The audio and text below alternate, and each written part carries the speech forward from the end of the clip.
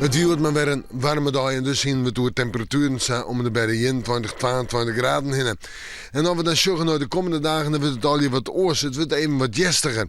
En als we waarom zorgen op de Aroene eerste bouwvakweekend, dan hebben we het aardig getroffen. Het weer warm, we hebben een paar stroomdagen, maar ik heb een paar dagen maar wat buien. Ja, en die jaren erbij in december. Joen, ik nog kans op een bui.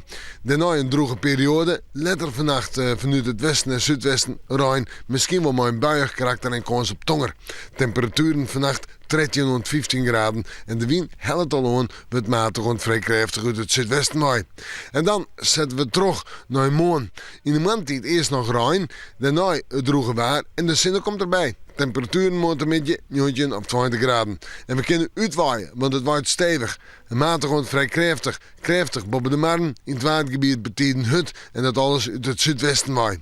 Dan zetten we terug naar de joentijd en de nacht. Hebben we kans op een paar buien, vooral in het kust- en watergebied, maar kans op tonger. Het vooruitzicht. Manje, tiesje en waasje. Temperaturen noemen er bij de zonnetje 18 graden heen. Ja, ik heb elke dag nog wel wat zinnen staan. Maar ik heb buien staan. En een krachtige wind betekent uit het noordwesten waai. Nou, meestentijds uit het noordwesten waai. Dus dreigen tijden voor de scootjeskippers. En we moeten manje maar weer even in het waasje.